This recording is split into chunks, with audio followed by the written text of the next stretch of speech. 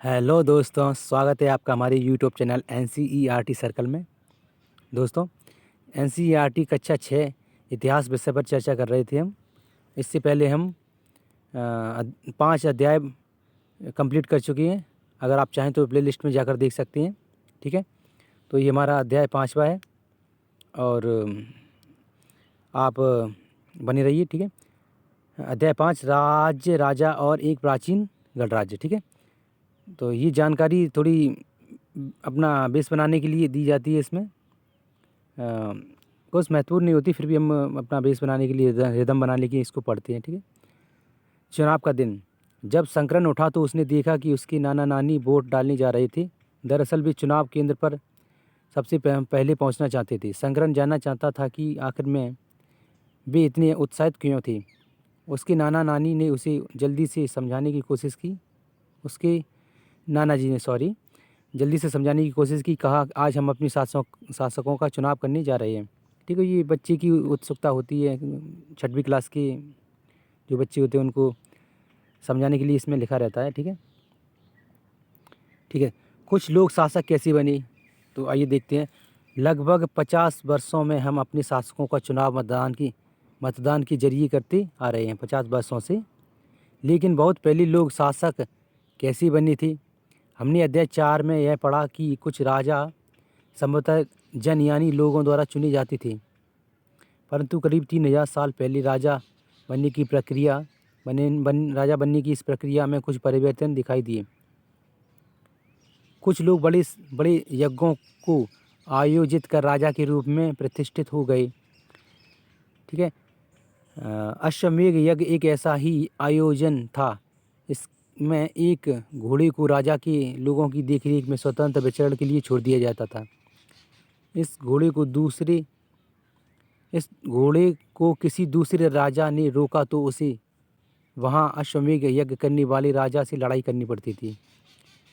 अगर उन्होंने घोड़े को जाने दिया तो इसका मतलब यह था कि अश्वमेध यज्ञ करने वाला राजा उनसे ज़्यादा शक्तिशाली था। उसके बाद उन राजाओं को यज्ञ में आमंत्रित किया जाता था। यह यज्ञ विशिष्ट पुरोहितों द्वारा संपन्न किया जाता था। इसके लिए उन्हें उपहारों से सम्मानित किया जाता था। अश्वमेध यज्ञ करने वाला राजा बहुत शक्तिशाली माना जाता था। यज्ञ में आमंत्रित सभी राजा उसके लिए उपहार लाते थे। ठीक है, और आगे क्या है। इन सभी आयोजनों में राजा का मुख्य स्थान होता था। उसी राज सिंहासन या बाघ की खाल के एक विशेष आसन पर बैठाया जाता था। युद्ध क्षेत्र में राजा का सारथी ही उसका सहचर होता था। यज्ञ के अवसर पर वह राजा की विजयों तथा अन्य गुणों का गान करता था। राजा की सगे संबंधी, खासकर उसकी रानियों तथा पुत्रों को भी कई छोटे छोटे अनुष्ठान करने होते थे। अन्य सारे आमंत्रित राजाओं का काम सिर्फ बैठकर यज्ञ की पूरी प्रक्रिया को देखना भर था।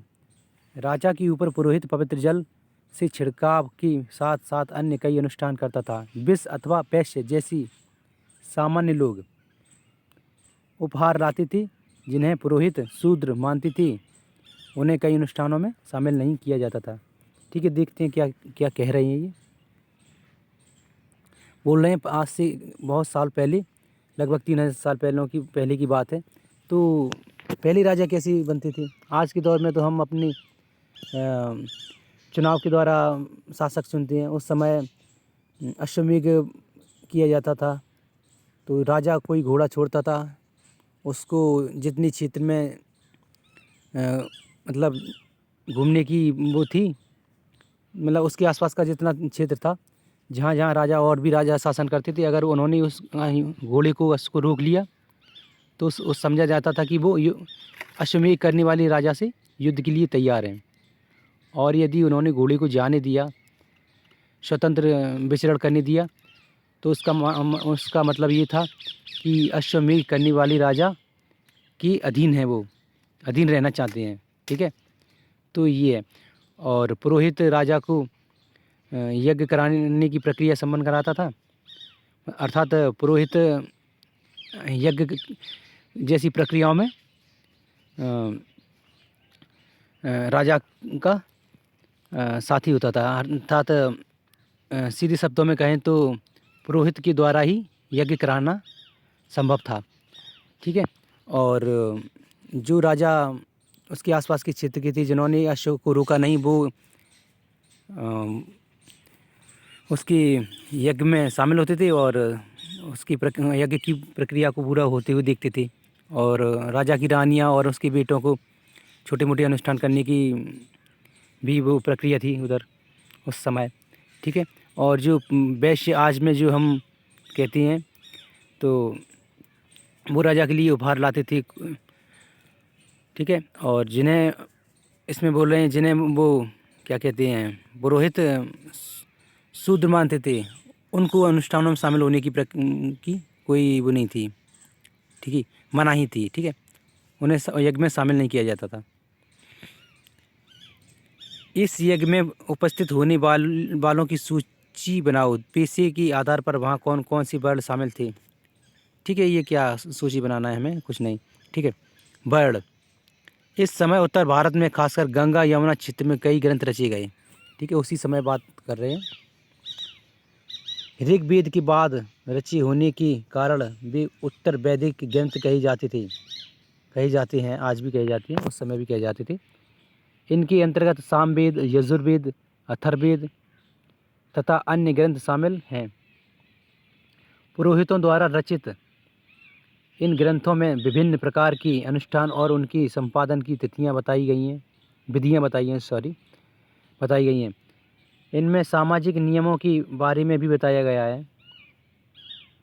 उस समय समाज में कई समूह थे जिनमें पुरोहित, योद्धा, कृषक, पशुपालक, व्यापारी, शिल्पकार, श्रमिक, मछली पकड़ने वाले तथा जंगल में रहने वाले लोग शामिल थे, ठीक है।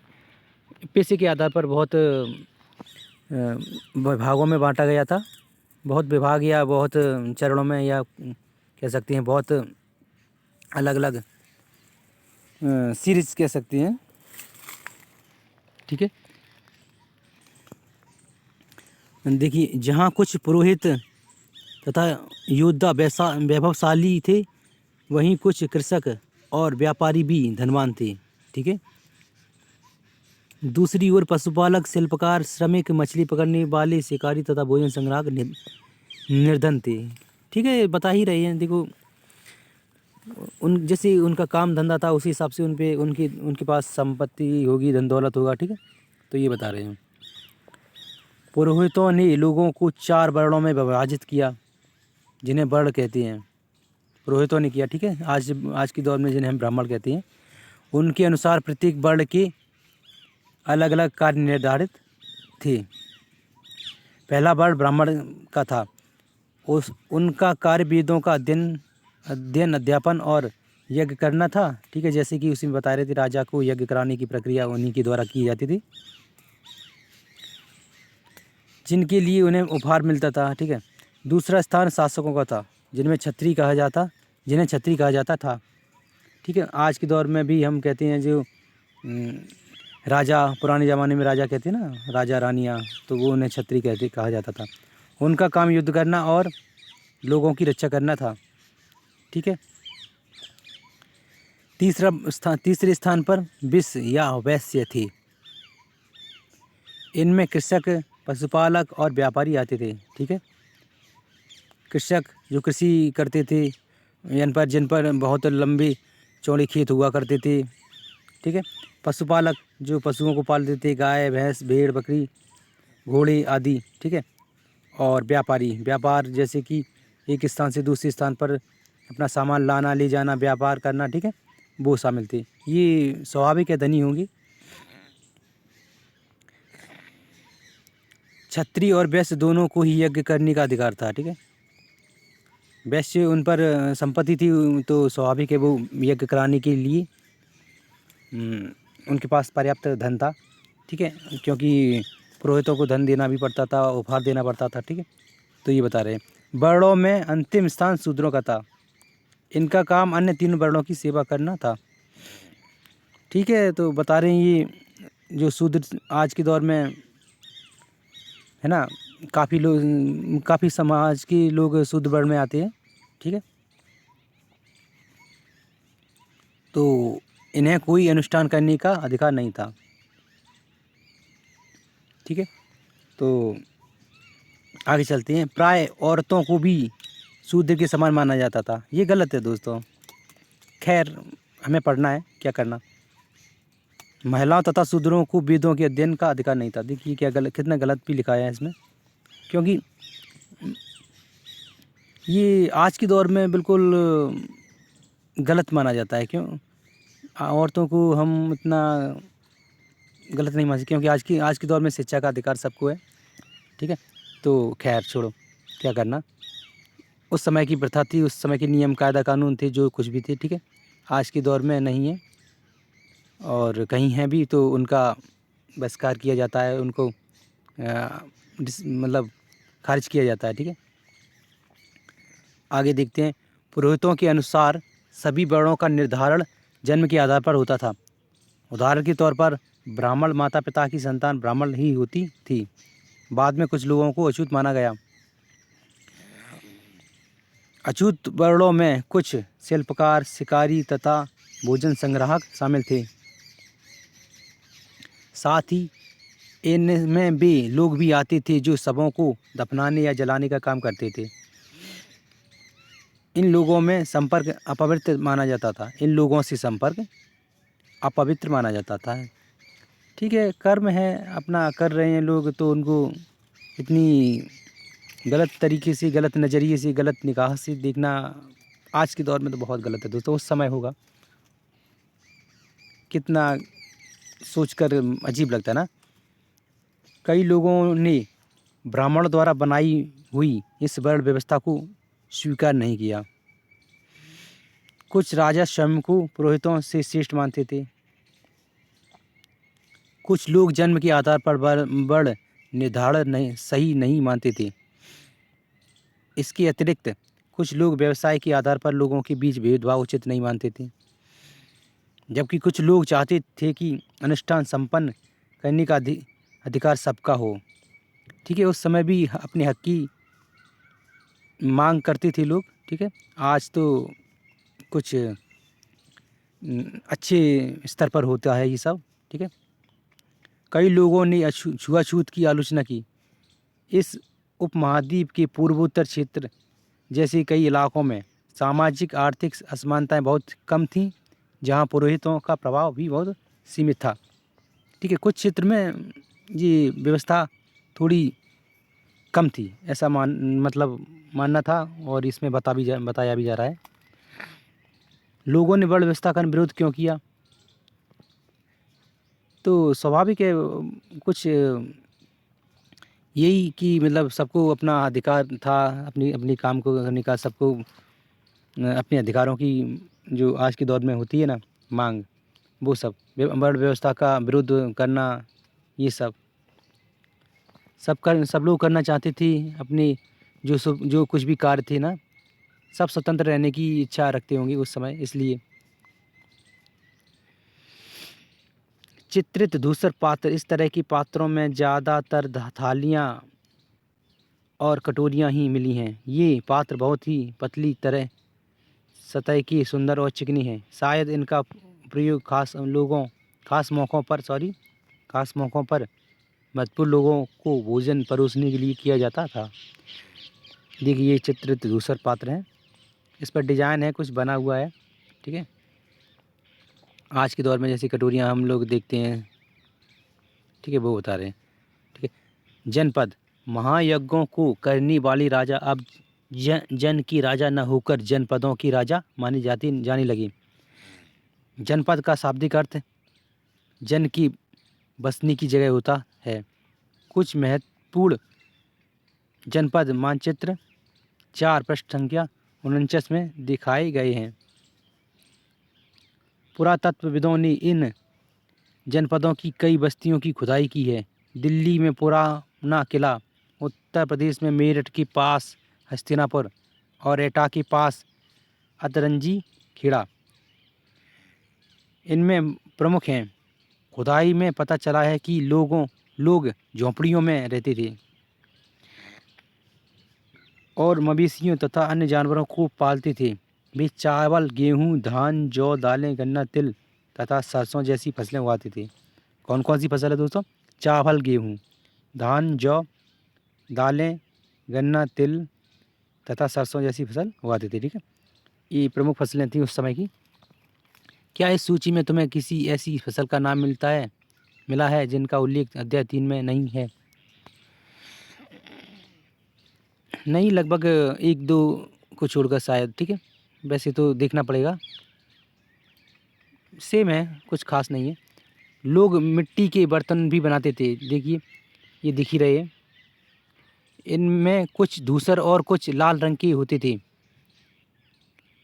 इन पुरास्थलों में कुछ विशेष प्रकार के बर्तन मिले हैं जिन्हें चित्र धूसर पात्र के रूप में जाना जाता है। जैसा कि इनके नाम से ही स्पष्ट है, इन बर्तनों पर चित्रकारी की गई है। ये आमतौर पर सरल रेखाओं तथा ज्यामितीय आकृतियों के रूप में है। ठीक है, इसमें दिख भी रहा है, ये सरल रेखाएं, ज्यामिति वगैरह है। ज्यामिति बॉक्स होता है हमारा, उसके आधार पर जो डिजाइन है मान सकते हैं हम। ज्यामिति बॉक्स उसी के आधार पर माना गया है, इसमें लिखा भी है। ठीक है, महाजनपद। ठीक है, करीब 2500 साल पहले कुछ जनपद अधिक महत्वपूर्ण हो गए। इन्हें महाजनपद कहा जाने लगा।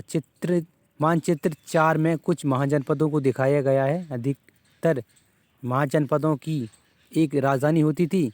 कई राजधानियों में किलेबंदी की गई थी, अर्थात इनकी चारों ओर लकड़ी, ईंट या पत्थर की ऊंची दीवार बनाई गई थी। ऐसा लगता है कि लोगों ने अन्य राजाओं के आक्रमण से डरकर अपनी सुरक्षा के लिए अपनी सुरक्षा के लिए इन किलों का निर्माण किया। दोस्तों, मेरा गला 2-4 दिन से ख़राब है, क्या करूं। कुछ राजा अपनी राजधानियों के चारों ओर विशाल, ऊंची और प्रभावशाली दीवार खड़ी कर अपनी समृद्धि और शक्ति का प्रदर्शन भी करते थे। इस तरह से किले के अंदर रहने वाले लोगों और उनके क्षेत्र पर नियंत्रण रखना भी सरल हो जाता था। क्या कह रहे हैं, देखते हैं। राजा लोग अपने जितने क्षेत्र में उनका शासन था, उन क्षेत्र को बड़ी बड़ी दीवारों से, लकड़ी की दीवार, ईंट की दीवार, पत्थरों की दीवारों से घेर लेते थे, ताकि बाहरी आक्रमण भी ना हो सके दूसरे राजाओं का, और लोगों को मतलब सुरक्षा भी मुहैया करा सकें, सुरक्षा भी प्रदान कर सकें। यानी ठीक है, ये है। तो इस तरह की दीवार बनाने के लिए व्यापक योजना की आवश्यकता थी और लाखों की संख्या में ईंटों तथा पत्थरों का इंतजाम करना पड़ता था। हजारों स्त्री पुरुष तथा बच्चों ने इसके लिए अथक परिश्रम किया होगा। बिल्कुल है, क्योंकि इतनी बड़ी क्षेत्र को दीवार से, मतलब इतनी बड़ी क्षेत्र के लिए दीवार खड़ी करना, तो बहुत ज़्यादा लोगों की ज़रूरत पड़ी होगी। ठीक है, तो यही सब बता रहे हैं इसमें। इसके लिए संसाधनों की आवश्यकता पड़ती होगी। बिल्कुल। अब राजा सेना रखने लगे थे। सिपाहियों को नियमित वेतन देकर पूरे साल रखा जाता था। कुछ भुगतान संभवतः आहत सिक्कों, पृष्ठ संख्या 84 पर चित्र देखो के रूप में होता था। इन सिक्कों के बारे में तुम अध्याय 8 में पढ़ोगे। सॉरी। तो ये जनपद के बारे में बताया गया है ना, इसके बारे में देखते हैं हम। ये बता रहे हैं 5-4 महत्वपूर्ण जनपद, महाजनपद और नगर। ठीक है, देखिए, ये काबुल है, उधर अफ़गानिस्तान में गांधार, झेलम नदी, तक्षशिला। ठीक है, मैपिंग थोड़ी देखने से दोस्तों हमें कौन सा स्थान कहाँ पर है ये समझने में मदद मिलती है, और हमारा जियोग्राफी थोड़ा अच्छा हो जाता है ना। तो देखते हैं, सिंधु नदी, ये झेलम, चिनाब, रावी, सतलज, ब्यास, ये नदियों के बारे में। कुरु, यमुना नदी के किनारे, हस्तिनापुर, पांचाल, गंगा नदी, ठीक है। कौशल, कौशाम्बी, सोन नदी के आसपास राजगृह, ठीक है। अवंती, ये उज्जैन, नर्मदा नदी, ताप्ती नदी, ये सब दिखाया गया है इसमें। वैशाली, मगध, बज्जी, अंग, गंगा, ब्रह्मपुत्र, ये सब। हालांकि ये हमें देखकर अपना मैप थोड़ा अच्छा करना है, और कुछ नहीं है इसमें कुछ खास। अरब सागर, कृष्णा नदी, ये सब दिखाया गया है, ठीक है। रेखा, यहाँ क्या कह रहे हैं, रेखा चित्र पैमाना नहीं दिया गया, ठीक है। तो सबसे ज़्यादा शक्तिशाली जनपद था ये मगध, इसमें दिया गया है, जो आज का बिहार है। अध्याय पहले में हमने पढ़ा था, ठीक है। और आगे चलते हैं, कहाँ थे हम। और शक्तिशाली का प्रदर्शन किए, किलेबंदी के अंदर रहने वाले लोगों को रक्षा रखा कर। अब राजा सेना रखने लगे थे, हाँ यहाँ थे, ठीक है। अध्याय 8 में पढ़ोगे। हाँ, तो महाजनपदों की राजा ऋग्वेद में उल्लिखित राजाओं से किस प्रकार भिन्न थी, दो अंतर बताओ, ठीक है। ये कक्षा 6 की बच्चों के लिए कुछ होमवर्क दिया जाता है ना, वो दिखाया गया इसमें, बताया गया है। कौशाम्बी किले की दीवार, यह चित्र आधुनिक उत्तर प्रदेश के इलाहाबाद के पास मिली ईंट की दीवारों का अवशेष है। इसके एक भाग का निर्माण संभवतः 2500 साल पहले हुआ था, यानी कि 2500 साल पहले, ठीक है। देखिए किस तरह से बनी हुई है, ये उसमें का कारीगर होगा या उसका जो टूट फूट है उसको संभालने के लिए लोग लगे हुए काम कर रहे हैं, क्या है ये समझ सकते हैं हम, ठीक है। कर यानी टैक्स। महाजनपदों की राजा विशाल किले बनवाती थी और बड़ी सेना रखती थी, इसलिए उन्हें प्रचुर संसाधनों की आवश्यकता होती थी। इसके लिए उन्हें कर्मचारियों की भी आवश्यकता होती थी। अतः महाजनपदों की राजा लोगों द्वारा समय समय पर लाए गए उपहारों पर निर्भर न रहकर अब नियमित रूप से कर वसूलने लगे।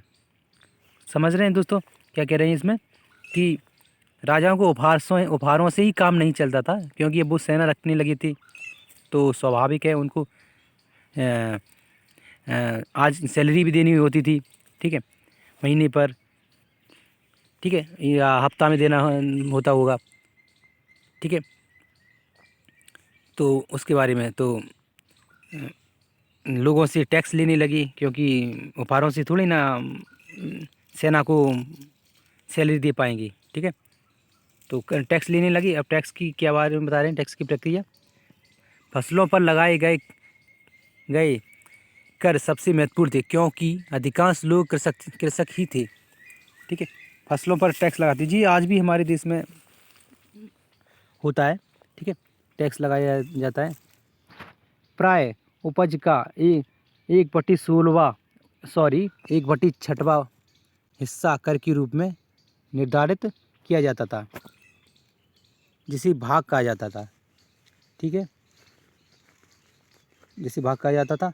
कारीगरों के ऊपर भी कर लगाए गए, जो प्राय श्रम के रूप में चुकाए जाते थे, ठीक है। किसानों से 1/6वां भाग, जिसे भाग कहा जाता था, ठीक है। और कारीगरों से, जैसे कि कोई मिस्त्री है, मकान बनाने वाला, या कोई किसी और चीज़ का कारीगर है, तो उन लोगों से श्रम के रूप में कर लिया जाता था। जैसे कि एक बुनकर, लोहार या सुनार को राजा के लिए महीने में 1 दिन काम करना पड़ता था, ठीक है। महीने में 1 दिन काम करके वो राजा को अपना श्रम के रूप में कर देते थे, ठीक है। वो फ्री करना पड़ता था काम, है ना, इसलिए उनका काम वो श्रम के रूप में हो जाता होगा पूरा, ठीक है। पशुपालकों को जानवरों या उनके उत्पादन के रूप में कर देना पड़ता था। क्या कह रहे हैं, पशुपालकों को जो कोई भी गाय, भैंस, भेड़, बकरी, घोड़े, जो कुछ भी पालते होंगे पशुपालक, तो उनसे जो उत्पादन होता है वो राजा को देना होता था, ठीक है। व्यापारियों को सामान खरीदने बेचने पर भी कर देना पड़ता था, ठीक है। ये आज भी व्यापारी लोग कर देते हैं, ठीक है। तो वही सब बताया जा रहा है। आखेटकों तथा संग्राहकों को जंगल से प्राप्त वस्तुएं देनी होती थी, ठीक है। जैसे जंगल में लोग कुछ सामान ढूंढ कर लाते हैं, खोज करते हैं, कुछ भी मतलब जंगल में रहती हैं, लकड़ी वगैरह, कीमती पत्थर तो नहीं, कीमती फल फ्रूट हैं, कोई कीमती लकड़ी हैं, फूल पत्ती जो कुछ भी उस समय उनको मिलता होगा, वो राजा को देना होता था।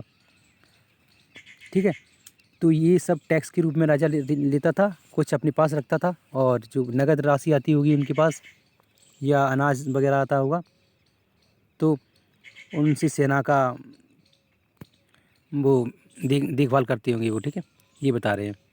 आखेटक तथा खाद्य संग्राहक राजाओं को क्या देती होंगी, ये 6वीं क्लास के बच्चों के लिए बताया गया है, सोचने के लिए, ताकि वो अधिक से अधिक सोच सकें और अपने बौद्धिक विकास में वृद्धि कर सकें। ठीक है, कृषि में परिवर्तन। ठीक है, इस युग में कृषि के क्षेत्र में 2 बड़ी परिवर्तन आए। हल्के फाल अब लोहे की बनने लगी। ठीक है, पहले लकड़ी की होती होंगी या किसी और धातु की, जो उस समय चलन में होगी। ठीक है, अब कठोर ज़मीन को लकड़ी के फाल की तुलना में लोहे के फाल से आसानी से जोता जा सकता था। इससे फसलों की उपज बढ़ गई। ठीक है, स्वाभाविक है, आज भी देखते हैं दिनों दिन तरक्की हो रही है। हमारा जो साइंस है, टेक्नोलॉजी नई नई खोज रहा है। ठीक है, उस हिसाब से तो आसानी से जोता जा सकता था। इससे फसलों की उपज बढ़ी। ठीक है, दूसरे लोगों ने धान के पौधों का रोपण शुरू किया, अर्थात खेतों में बीज छिड़ककर धान उपजाने की बजाय धान की पौध तैयार कर उसका रोपण शुरू किया गया। ठीक है, अब पहले की तुलना में बहुत ज़्यादा पौधे जीवित रह जाती थी, इसलिए पैदावार भी ज़्यादा होने लगी। इससे कमर तोड़ परिश्रम लगता था। ये काम ज़्यादातर दास दासी तथा भूमिहीन खेतीहर मजदूर कमकार करते थे।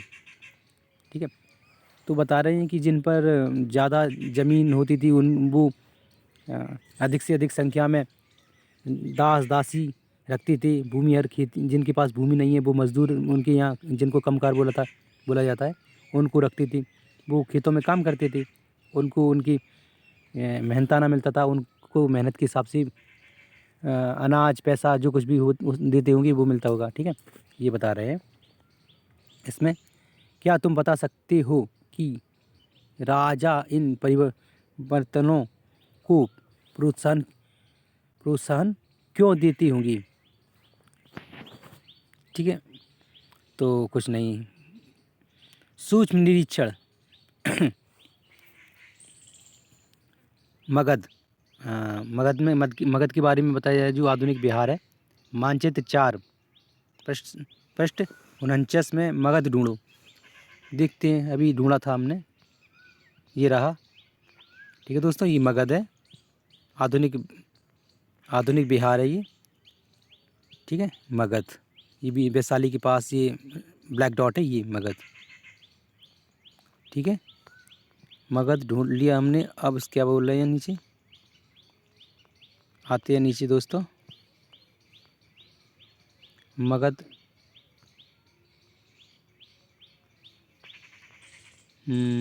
हाँ, मगध ढूंढो। लगभग 200 सालों के भीतर मगध सबसे महत्वपूर्ण जनपद बन गया। 200 सालों के अंदर गंगा और क्या करें दोस्तों, यार गला ख़राब है, फिर भी मुझे भी पढ़ना है, आप लोगों को भी पढ़ाना है, थोड़ा समझाना है, मुझे भी समझना है, तो गला थोड़ी ना देखा जाएगा ख़राब है अच्छा है क्या है। ठीक है, चलते हैं। ठीक है, गंगा और सोन जैसी नदियाँ मगध से होकर बहती थीं। ये यातायात, जल वितरण और ज़मीन को उपजाऊ बनाने के लिए बहुत महत्वपूर्ण थीं। या यातायात भी होता था नदियों के माध्यम से। ठीक है, और जल वितरण, जैसे कि उस समय जल तो नदियों से ही होता होगा, इस्तेमाल किया जाता होगा नदियों का जल। ठीक है, आज भी उपयोग हो रहा है। ठीक है, लेकिन आज दोस्तों एक बात बताने के लिए बहुत ही मतलब उत्सुक हूँ मैं। आज हमारे देश में नदियों की कोई भी कद्र नहीं हो रही है। बहुत ही बुरी हालात हैं हमारे देश में नदियों की। अगर गवर्नमेंट चाहे तो नदियों को फिर से स्वच्छ और पवित्र बना सकती है। मतलब पवित्र रहना कहने का मतलब ये कि बहुत स्वच्छ बना सकती है। नदियों पर सरकार ध्यान नहीं देती है। ठीक है, खैर वो सरकार का मुद्दा है, क्या कह सकते हैं। ठीक है, ज़मीन को उपजाऊ बनाने के लिए बहुत महत्वपूर्ण थी, क्योंकि नदियों का जल ज़मीन में मतलब किसी भी तरीके से वो लाती होंगे। ठीक है, और खेती में वैसे भी ज़मीन नदियों का जल काम कर यूज़ करते हैं, काम में आता है, आज भी आता है। ठीक है, मगध का एक हिस्सा जंगलों से भरा था, एक हिस्सा जंगलों से भरा था। ठीक है, इन जंगलों में रहने वाली हाथियों को पकड़कर और उन्हें प्रशिक्षित कर सेना के काम में लगाया जाता था। क्या कह रहे हैं, मगध का एक हिस्सा जो जंगलों से घिरा हुआ था, एक हिस्से में जंगल थी। ठीक है, तो जंगलों में जो रहते थे आदिवासी या कोई और भी लोग, ठीक है, तो वो हाथियों को पकड़कर और जंगल से हाथियों को पकड़कर सेना के लिए प्रशिक्षित करते थे, ताकि युद्ध में राजा की मदद हो सके। ठीक है, और क्या कह रहे हैं, काम में लगाया जाता था। यही नहीं, जंगलों से घर, गाड़ियाँ तथा रथ बनाने के लिए लकड़ी मिलती थी। जंगल बहुत ही इस्तेमाल की चीज़ थी उस समय, आज भी है। दोस्तों, आज हमारे देश में यार जंगलों का बहुत ही बुरी तरह से दोहन किया जा रहा है। जंगलों का इतना इंसान अपने उपयोग के लिए जंगलों को इतनी जल्दी सफाया कर रहा है कि कुछ समय बाद हमारे देश में जंगल नाम मात्र के लिए बचेंगे। और ये सब बहुत ही नुकसानदायक है, क्योंकि जंगलों से बहुत सी कीमती चीज़ें मिलती हैं। पेड़ पौधों से ऑक्सीजन मिलता है। जिस तरह से जंगल कट रहे हैं ना, उस तरह से ऑक्सीजन की ऑक्सीजन की मात्रा हमारे पर्यावरण में बहुत कम होती जा रही है। तो ये हानिकारक है, लेकिन इंसान अपनी लालच और ज़रूरतों को रोकने के लिए मान ही नहीं रहा है। क्या करें, है ना। ठीक है, कोई बात नहीं, चलता है, चल रहा है, कौन किसको रोके, क्या कह सकती है ना। ये तो गवर्नमेंट का होता है कि सरकारें बने जिस भी क्षेत्र में, जिस भी स्टेट में, राज्य में, तो वो इन चीज़ों पर ध्यान दें ना। ठीक है, आगे बढ़ते हैं। और क्या हो रहा है, गाड़ियों और रथ बनाने के लिए लकड़ियाँ मिलती थी। इसके अलावा इस क्षेत्र में लौह अयस्क की खदानें थीं और आज भी हैं। मजबूत औजार और हथियार बनाने के लिए ये बहुत उपयोगी थे। ठीक है, लौह अयस्क, लोहे की जो औजार बनती हैं उसमें बहुत महत्वपूर्ण भूमिका हो गई थी। ठीक, लौह अयस्कों की। ठीक है, मगध में दो बहुत ही शक्तिशाली शासक बिंबिसार तथा अजात शत्रु, इन्हें शत्रु लिखा है, कोई बात नहीं, हाँ ये दर शत्रु लिखा है। ठीक है, हुए। अन्य जनपदों को जीतने के लिए ये हर संभव साधन अपनाते थे। महापद्मानंद एक और महत्वपूर्ण शासक थे। उन्होंने अपनी नियंत्रण का क्षेत्र इस उपमहाद्वीप के उत्तर पश्चिमी भाग तक फैला लिया था। बिहार में राजगृह, आधुनिक राजगीर, कई सालों तक मगध की राजधानी बनी रही। बाद में पाटलिपुत्र, आज का पटना, को राजधानी बनाया गया। ठीक है, क्या कह रहे हैं कि मगध की पहली राजधानी थी राजगृह, जो आधुनिक राजगीर है। ठीक है, उसके बाद पाटलिपुत्र को राजधानी बनाया गया, जो आज का पटना है। ठीक है, रोज राजधानी बदली है। ठीक है, ये बता रहे हैं। लगभग 2300 साल से भी पहले की बात है। मैसिडोनिया का राजा सिकंदर विश्व विजय करना चाहता था। पूरी तरह सफल न होने पर भी वह मिस्र और पश्चिमी एशिया के कुछ राज्यों को जीतता हुआ भारतीय उपमहाद्वीप में ब्यास नदी के किनारे तक पहुंच गया। ठीक है, जब उसने मगध की ओर कूच करना चाहा तो उसके सिपाहियों ने इनकार कर दिया। वे इस बात से भयभीत थे कि भारत के शासकों के पास पैदल रथ और हाथियों की बहुत बड़ी सेना थी। शायद उनको ये बात का आभास हो गया होगा, या उन्हें किसी से सूचना मिली होगी, या कहीं से जानकारी प्राप्त की होगी उन्होंने कि मगध के पास पैदल सेना, रथ और हाथियों की बहुत बड़ी सेना थी, इसलिए उन्होंने मगध पर आक्रमण करने से या भारत पर आक्रमण करने से मना कर दिया। ठीक है, क्या होता है आगे ये देखते हैं क्या लिखा है इसमें। इन सेना और ऋग्वेद में उल्लिखित सेनाओं के बीच तुम्हें क्या अंतर दिखता है? ठीक है, ये कक्षा 6 के बच्चे के होमवर्क के रूप में दिया गया है।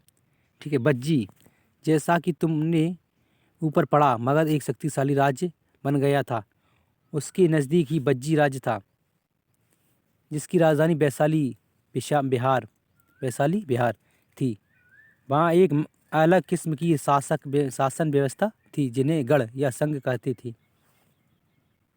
ठीक है, गढ़ या संघ में कई शासक होते थे। कभी कभी लोग एक साथ शासन करते थे, जिनमें से प्रत्येक व्यक्ति राजा कहलाता था। यहाँ व्यवस्था कुछ अलग थी। ठीक है, ये सभी राजा विभिन्न अनुष्ठानों को एक साथ संपन्न करते थे, मिलकर रहते थे, यानी कि बज्जी संघ में ये बता रहे हैं। सभाओं में बैठकर ये बातचीत, बहस और वाद विवाद के जरिए तय करते थे कि क्या करना और किस तरह करना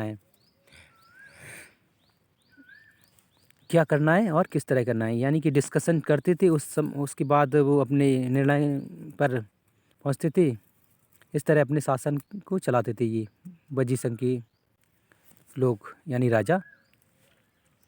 ठीक है, शत्रुओं के आक्रमण से निपटने के लिए भी मिलकर चर्चाएं करते थे। स्त्रियां, दास तथा कम्मकार इन सभाओं में हिस्सा नहीं लेते थे। ठीक है, थोड़ा यहाँ भी वो सिस्टम था जो उधर बताया गया था ऊपर। ठीक है, बुद्ध तथा महावीर, इनके बारे में तुम अध्याय 6 में पढ़ोगे। दोनों ही गढ़ या संघ से संबंधित थे। ठीक है, बौद्ध साहित्य में संघ के जीवन का बहुत ही सजीव वर्णन मिलता है। क्या कह रहे हैं इसमें नीचे और? हाँ, बज्जी संघ का यह वर्णन दीर्घ निकाय से लिया गया है। दीर्घ निकाय एक प्रसिद्ध बौद्ध ग्रंथ है। दीर्घ निकाय की बात है दोस्तों। ठीक है, जिसमें बुद्ध के कई व्याख्यान दिए गए हैं। इन्हें करीब 2300 साल पहले लिखा गया था। ठीक है, अजातशत्रु और बज्जी संघ। ठीक है, अजातशत्रु बज्जी संघ पर आक्रमण करना चाहते थे। उन्होंने अपने मंत्री बस्सकार को बुद्ध के पास सलाह के लिए भेजा। ठीक है, बुद्ध ने उनसे पूछा, क्या बज्जी सभाएं नियमित रूप से होती हैं? बज्जी संघ के लोग नियमित सभाएं करते हैं? ठीक है, ऐसा पूछा होगा। तथा उनमें सभी सदस्य उपस्थित होते हैं? जब उन्हें पता चला कि ऐसा होता है, बस्सकार ने बताया होगा कि हाँ सभी ये होता है, तो उन्होंने कहा कि बज्जीवासी तब तक उन्नति करते रहेंगे जब तक वे पूर्ण और नियमित सभाएं करती रहेंगी, आपस में मिलजुल कर काम करती रहेंगी, पारंपरिक नियमों का पालन करती रहेंगी, बड़ों का सम्मान, समर्थन और उनकी बातों पर ध्यान देती रहेंगी। ठीक है, ये बता रहे हैं कि बज्जी संघ के लोग जो मिलजुल कर रहती थी ना, तब तक मिलजुल कर रहेंगी तो उन्नति करते रहेंगे, ये बता रहे हैं। ठीक है, बुद्ध ने बताया। ठीक है, और बज्जी महिलाओं के साथ जोर जबरदस्ती नहीं करेंगी और उन्हें बंधक नहीं बनाएंगी। शहरों तथा गांवों में चैत्यों का रखरखाव करेंगी। विभिन्न मतावलंबी संतों का सम्मान करेंगी और उनकी आने या जाने पर कोई रोक नहीं लगाएंगी। ये नियम दिए गए थे कि अगर वे बज्जी संघ वाले ऐसा करेंगे तब तक भी उन्नति करेंगे। ठीक है, बज्जी संघ अन्य महाजनपदों से कैसे भिन्न था? कम से कम 3 अंतर बताओ।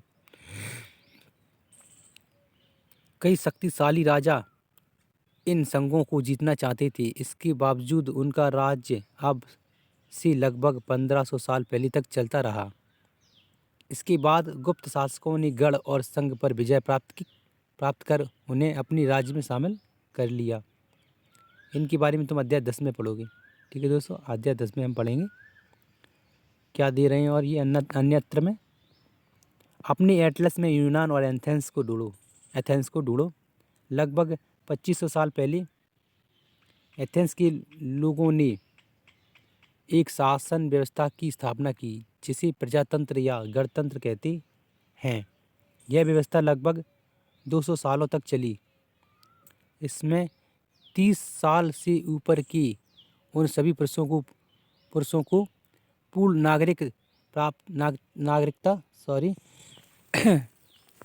प्राप्त थी जो दास नहीं थे।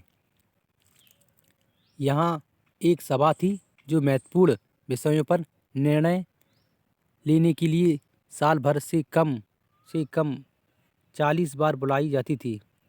साल भर में कम से कम 40 बार बुलाई जाती थी। ठीक है, क्या कह रहे हैं ये यहाँ पे एथेंस में 3 साल से ऊपर के सभी पुरुषों को पूर्ण नागरिकता प्राप्त थी जो दास नहीं थे हैं।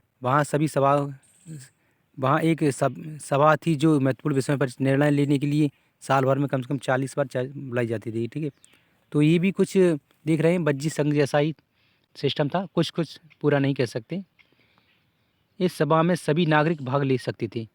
ठीक है, शासन के कई पदों पर नियुक्तियां लॉटरी द्वारा की जाती थीं। सभी नागरिकों को सेना और नौसेना में अपनी सेवा देनी होती थी। ठीक है, औरतों को नागरिक का दर्जा नहीं मिलता था। ठीक है, गलत है इधर भी ये सब गलत ही लिखा है दोस्तों। गलत नहीं मतलब एक उनकी सोच थोड़ी अलग थी। औरतों को नागरिक नहीं मानना है, बताइए। ठीक है, व्यापारियों तथा शिल्पकारों के रूप में एथेंस में रहने और काम करने वाले बहुत सी विदेशियों को भी नागरिक अधिकार नहीं मिले थे। ठीक है, जैसे कि एथेंस में जो कोई व्यापार करने गया है या कोई शिल्पकार काम कर रहे हैं वगैरह, ऐसे मतलब कोई भी निम्न प्रकार के काम करने वाले लोगों को नागरिक नहीं माना जाता था ना। ठीक है, एथेंस में खदानों, खेतों, घरों और कार्यशालाओं में काम कर रहे दासों को भी नागरिक अधिकार नहीं मिले थे। ठीक है, तो ये सब व्यवस्थाएं थी उस समय की भी एथेंस में भी। ठीक है, क्या एथेंस में वास्तव में लोकतंत्र जनतंत्र था? नहीं था वैसे मेरे ख्याल से। दोस्तों आप भी बताइए क्या हो सकता है, क्योंकि इतने प्रकार के लोगों को नागरिक नहीं माना जाता था, तो क्या माना जाता होगा वैसे? अजीब है ना। ठीक है, देखते हैं आगे और क्या है। ये कल्पना करो, ये बच्चों के लिए दिए गया है कक्षा 6 की बार बच्चों के लिए। ठीक है, उपयोगी शब्द ये दोस्तों आप देख लिया करें, क्योंकि ये देखने से आपको इन चीज़ों के बारे में जानकारी अच्छी होती है और हमारा बेसिक ज्ञान भी थोड़ा अच्छा हो जाता है। इन शब्दावलियों को बहुत ज़्यादा महत्व देना चाहिए। ठीक है, राजा, अश्वमेघ, वर्ण, जनपद, महाजनपद, किलेबंदी, सेना, कर, पौधरोपण, गढ़ तथा अथवा संघ, प्रजातंत्र। ठीक है, ये शब्दों को आप सर्च करके दोस्तों याद कीजिए, ये महत्वपूर्ण शब्दावलियाँ होती हैं। ठीक है, आगे क्या है दोस्तों, मैं ये चीज़ के बारे में बताता हूँ। ये दो चीज़ों के बारे में थोड़ा बता देता हूँ, क्योंकि आखिरी में ये महत्वपूर्ण रहती हैं थोड़ी कुछ महत्वपूर्ण तिथियाँ। नए शासक लगभग 3000 साल पहले, महाजनपद लगभग 3000 साल पहले, सिकंदर का आक्रमण दीर्घ निकाय के लेखन में बताया गया है। सिकंदर का आक्रमण लगभग 300 साल पहले, गढ़ या संघ राज्यों का अंत लगभग 1500 साल पहले। ठीक है दोस्तों, ये बताया गया है। दोस्तों ये आप कहीं भी छोटी सी रफ कॉपी में लिख सकते हैं और ये दोहराएं तो इससे आपको काफ़ी अच्छी जानकारी मिलेगी। डेट्स हमेशा याद रखने चाहिए। वैसे कुछ परीक्षाओं में आता है, कुछ में नहीं आता है, तो लिख कर रखने से क्या घाटा तो कोई है नहीं, है ना।